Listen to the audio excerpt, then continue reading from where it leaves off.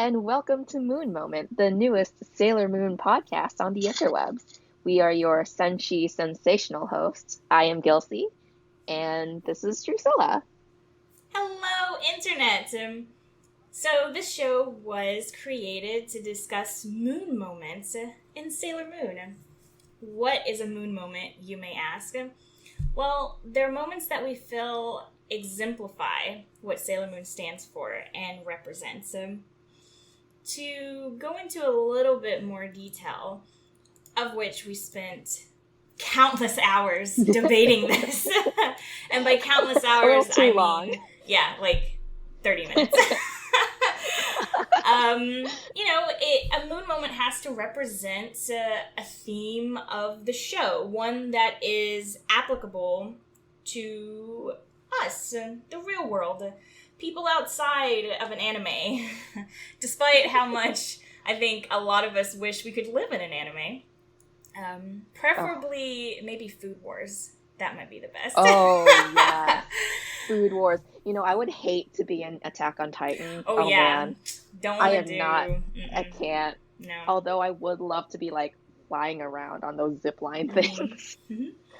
So a moment should, relate somehow to teamwork, friendship, empathy towards others. Showing compassion or courage in any given situation. It's also possible for a character to be a moon moment. So that'll be interesting to see how that shakes out as we go through this first season of Sailor Moon.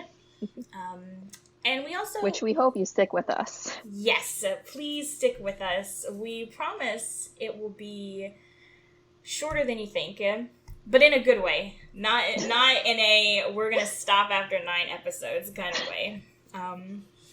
But yeah, even just a moment on the show,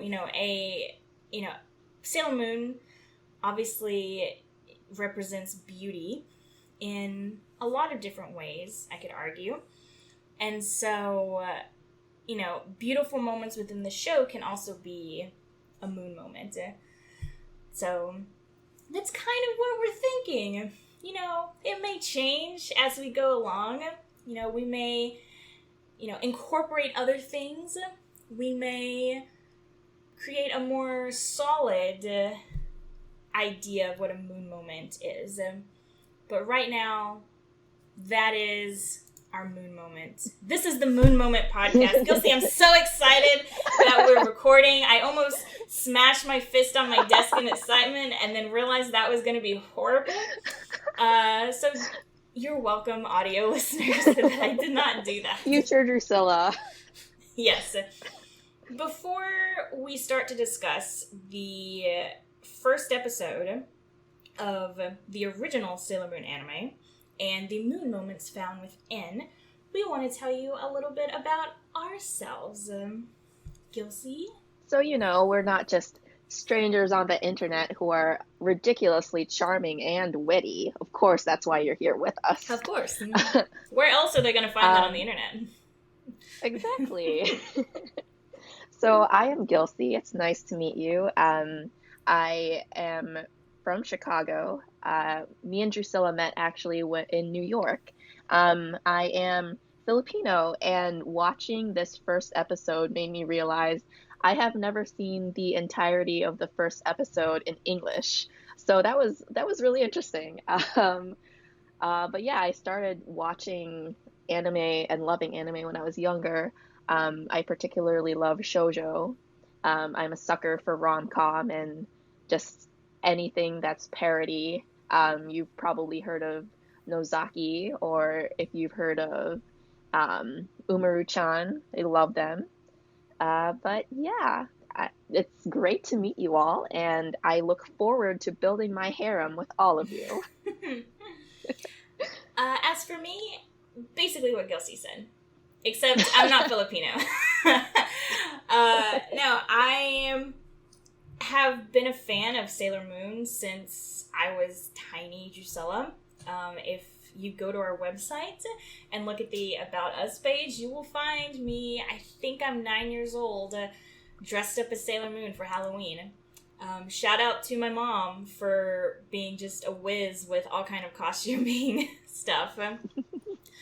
But, you know, Sailor Moon led, like many people, Sailor Moon led into my love of anime.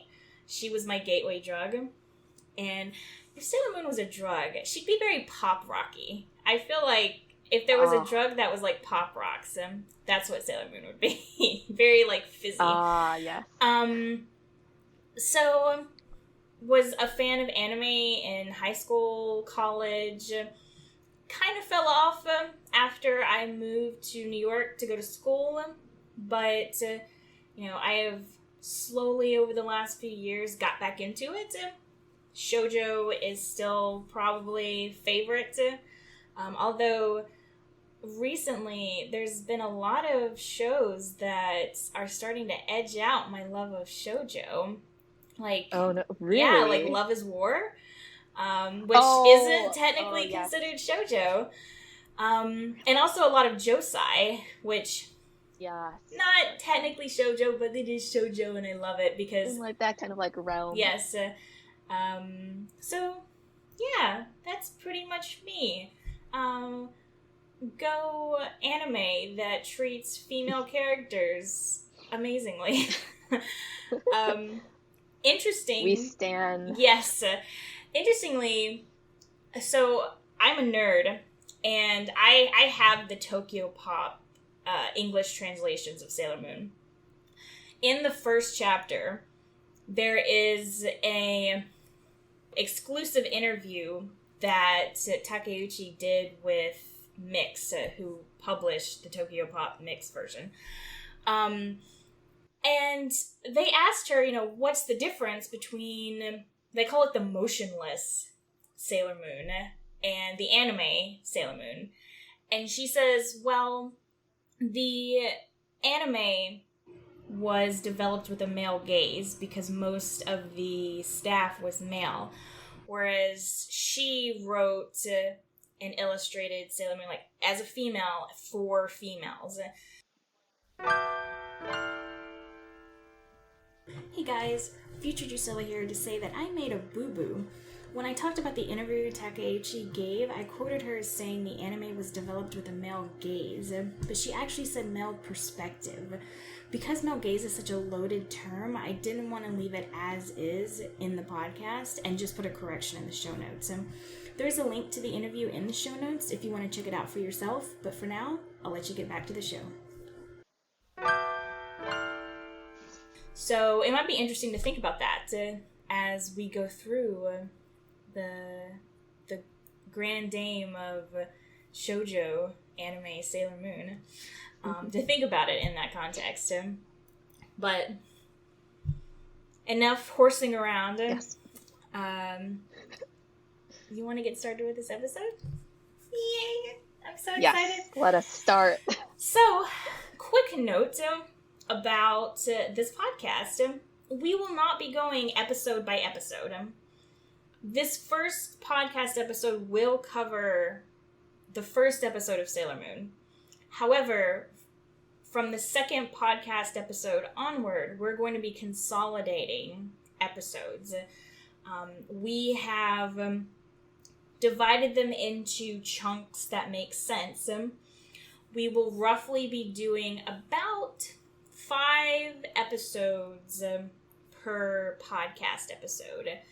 So if you're worried about having a super long podcast that you have to listen to, don't worry, we'll be done in 12 episodes. And then we'll move on to the second season. Because we are examining the original Sailor Moon anime for these moon moments to try to understand why Sailor Moon is just so, I don't know if pervasive is the right word, but, you know, if you show someone on the street of a certain age a picture of Sailor Moon, they're going to know who she is. Maybe they've never seen an episode in their life, but they're going to know who Sailor Moon is. So why is Sailor Moon so ubiquitous? I mean, you said that this was the first time that you had seen the episode in English. Sailor Moon all over the world in all these different languages, what is it that binds everyone together in their love of Sailor Moon? I don't know if we'll figure that out, but it'll be fun to talk about the show. So let's do that. Yeah. Come with us on this journey. So episode 1, Crybaby Usagi's transformation, or A Moonstar is Born for the Deep Dub fans out there. We get to meet Usagi, who is a little lazy and a little bit of a crybaby and late for school often, and really likes food. As Gilsey says, #relatable. She's late for school when we meet her, but on the way, she saves a cat from a bunch of kids who should be in school. I don't know why. If Usagi's late for school, I don't know what these kids are doing. But saves a cat. I'm sure that won't come back to change her life in any significant way whatsoever. Of course not. She makes it to school. We meet her friend Naru and fellow classmate Umino. We discover that Usagi has not done well on a test. And so to cheer her up, as good friends do, Naru takes her to her mother's jewelry store where they're having a huge sale. Wow, wish I had a friend that had a jewelry store that could just give me jewelry. Mm-hmm. Especially for some of the discounts that her mom gives. But, of course, it's not really her mom. As we've seen, there is an evil queen named Beryl who has sent her henchman Jedi to gather energy for nefarious purposes. And I will also fall into the Deek Dub names often. So apologies for listeners if you hate the Deek Dub with a passion. It's gonna happen. I'm sorry. Same. It's yes. We apologize in advance. So this monster, this Yuma, has changed places with Naru's mother and is gathering the energy of all these women in the store who are going crazy for these amazing good prices. Well, on the way home from school, Usagi, tries to get her mind off of what awaits her at home. She plays a Sailor V video game. She meets a guy who calls her Bunhead or Meatball Head, which I always thought Meatball Head, I understand the bun reference, the Odango reference, but I always thought Meatball Head was better. I'm gonna get raked over the coals for this, just because her balls are meatballs, and then she's got spaghetti hair that comes down. I just thought Meatball was not that it fit better, but I just like the spaghetti and meatballs.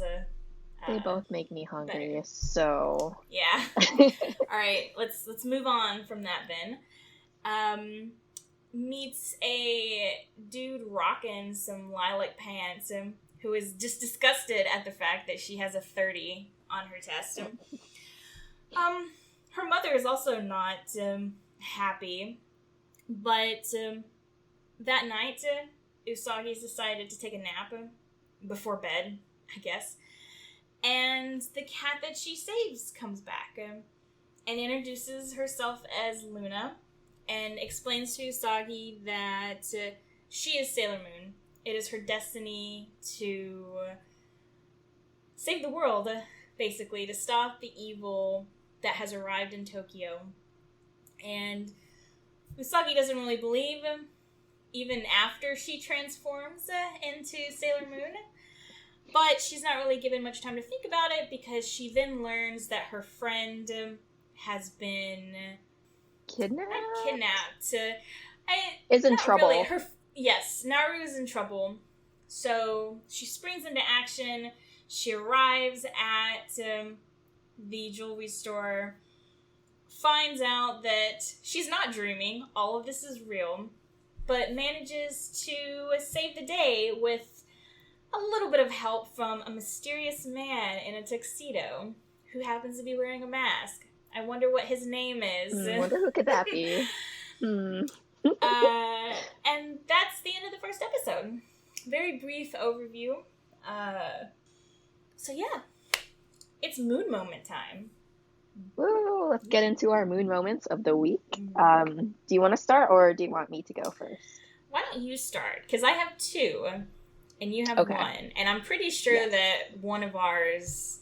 I'm sure Probably we have overlaps. matching ones. Yeah. So go ahead. Yeah. So I would say my moon moment is very like early on the episode when Usagi is running towards school. She's late, she's panicking, and she sees this cat being bullied by this group of boys, which I watched the original Sailor Moon, and I also ended up watching the Crystal version. And in the Crystal version, she just trips over this cat. But what I thought was commendable was that she's late. She is obviously panicking. She's always late, but she takes a moment out of her time to help this defenseless cat who, depending on which version you watched, is either getting like roughhoused, like bullied by this group of children, or being like stepped on. And she doesn't have to do this. Usagi does not have to stop. It does not have to check up on this cat. Even goes so far as to like looking to see, oh, like you have like bandages on your forehead. Like, are you okay? Like, let me examine you. Like, let me make sure that you're okay before I move on my way to school. Um, and there's no nothing that she gets out of it. She just does this out of like the like her own concern and like just the goodness of her heart. um and for me, I think that exemplifies the moon moment of just making sure that, like, you know, the humans aren't sucky. And I think that's something that especially needs to be said now. um but yeah, the compassion that Usagi had for this stray cat, um, and while she was in a moment of distress for her own self. So that is my moon moment. Yeah, that's one of mine too. The fact that, you know, she realizes what's going on. She doesn't just say, well, I'm late. I don't know what those kids are doing. I have to hurry. She realizes what's going on. She tells them to scram and then goes to make sure that the cat is all right. I don't know if I would peel the bandages off. I always found, like, because if she was injured, if Luna was injured, then you wouldn't want to peel the band-aids off. I think it was, Though yeah. I understand. I think it was more of like it was unusual that she had these bandages on because people sometimes just like stick things on animals, and she was just worried that, oh, maybe it's just, some malicious person just like kind of stuck it on there, and Luna, the cat, wasn't able to get it out. We don't know her name is Luna yet. Yes, and I guess, yeah, you're right. And so yeah, I do think it's interesting that I think it's a more powerful moon moment in the original anime than in Crystal. I think so too. Because she's stepping in, and like they're little kids, they're gonna run off because she's an older kid. But the fact that in the manga and Crystal, she basically just steps on Luna as she's running. Good for her for not leaving, but hit and run. Yeah, hit and run. But yeah, it's interesting that they changed that. I wonder if it was to build a more powerful moment. Yeah, I think so. I think it also they put it there to make it a little more like climactic, I guess, because it's at least for like, I think normal everyday, if you see someone that's kind of in trouble, it's hard to stop and like involve yourself in that thing. especially like, oh, you don't know this person. Like, what if this person is, I don't know, um, doing something bad, or you don't know. So sometimes it's just hard to be that person to step in and be like, look, this isn't right. You should leave now. So I think that definitely helped in the original animation of it, kind of up the Usagi's like carryingness characteristic. Carryingness characteristic. No, I think that's wonderfully put. You know, you, saying something is, what you have to do. You can't just be silent and hope that someone else will take care of it, or, oh, well, I'm not going to say anything about this horrible, like, racist guy belittling this woman because he's probably going to get off at the next stop and it'll be fine. That being said, there's also an argument for people are crazy, and you never know when you saying, hey, why don't you shut up and sit down, they pull a knife. Yes.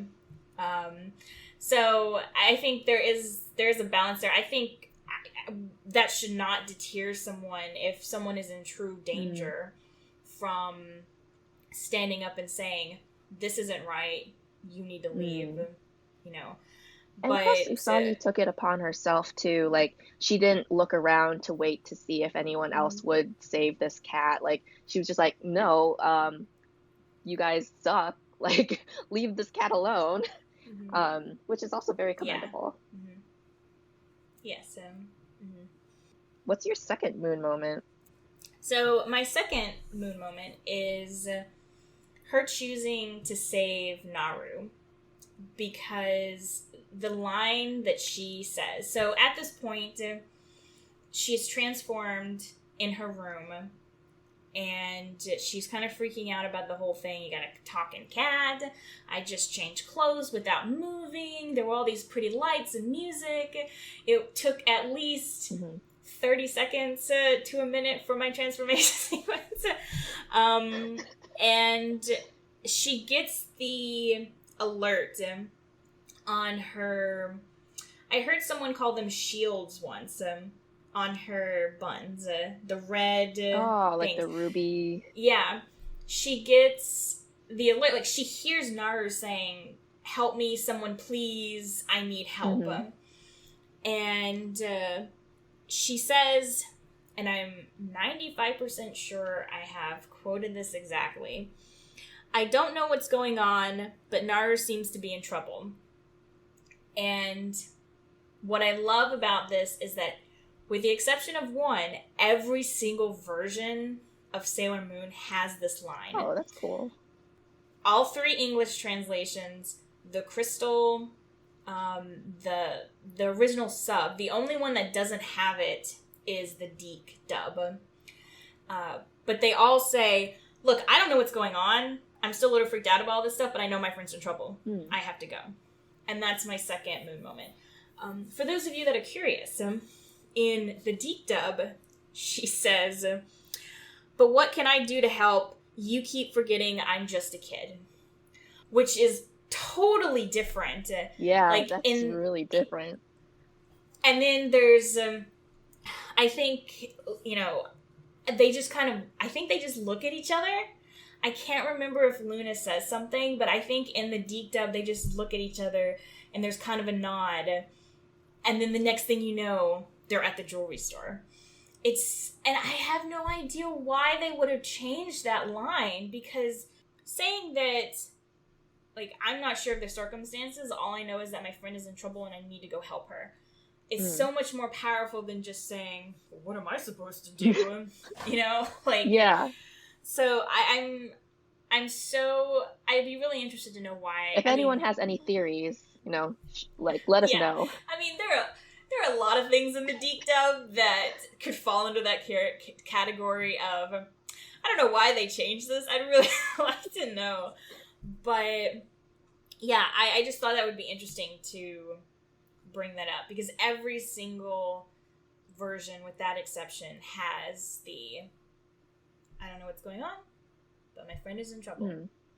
I gotta go. To be fair, you could call it a bit foolhardy. She also kind of thinks she's still dreaming because she gets to when she starts fighting in the jewelry store, she hurts herself. It's like, oh my god, that actually hurt.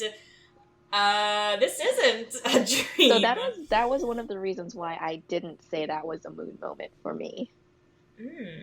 Because she doesn't think it's a real thing. Exactly. So whenever I'm in dreams, I think of myself as like invincible almost. And so it's like, oh, I could jump off this cliff. Why not? I'm going to be alive anyway. So I kind of looked at it as, yes, it's very commendable that she really wants that. The first thought in her brain is, yes, I need to help my friend. I'm going to go do it. I don't care. But it's also like, she also still thinks that she is in a dream. And so it's kind of like she has that kind of like invincibility, and that she won't get hurt if she does anything to help her friend, which doesn't deter her wanting to help her friend at all. It's more like, oh, this is convenient for me, so I'm gonna do it. No, I think you make a good point, and I can see definitely where you're coming from. So I guess now the question is, how much does intent play into a moon moment? And if someone intends to do something, but the outcome is radically different, like, is it still a moon moment? And if, in this case, she didn't have all of the facts, so it's like, is this an informed consent version of a moon moment? Because she was just going to help her friend, and she didn't realize what was going on. Versus, obviously... Like, I know the risks, and I'm still willing to take those risks in order to help you. Yeah. Like, pretty much any other episode, like, the first episode is the only one where she doesn't realize that this is real and that there are bad guys, and you could have people break in bottles and try to attack you, which is not in the deep dub. They cut it out. It's only the original version. I only bring it up because the watch party that I watched this episode with had this collective whoa moment when one of the jewelry store customers broke that bottle and came after Usagi with it. Hardcore. Yeah. So this is fascinating. Our very first episode, and we have a disagreement for a moon moment, which I guess means that it's all up to the listeners. Let us know who you think is correct.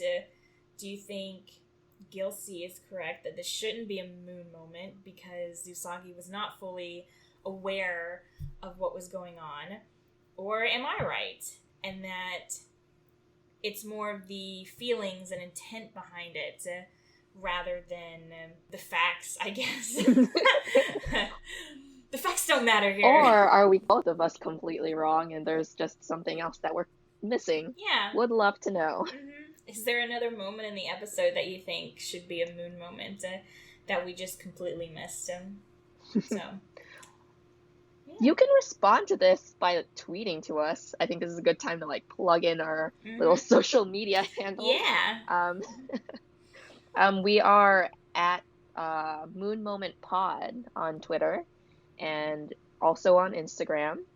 And you can also find us on our website at moonmomentpodcast.com. And a possible TikTok account too. Yeah. So look forward to all of that coming your way. Yeah. And also on our website, you will find a transcript of this entire episode along with show notes for anything that we mentioned, which wasn't too many things this episode, but in the future, who knows? As if you couldn't get enough of us. Yeah. So, I think that's going to do it for this week. Next episode of the podcast, we will be covering episodes 2 through 7 of the original anime. So if you want to follow along, binge watch the episodes, and, you can join We us. know you do binge watch episodes of anime because, come on, who are we kidding here? Yeah, our society is a binge watching society. Mm-hmm. So you might as well do it with us. So I guess let us know your moon moment musings, and what if you have any, we would love to hear from you. And maybe you might just get a shout out.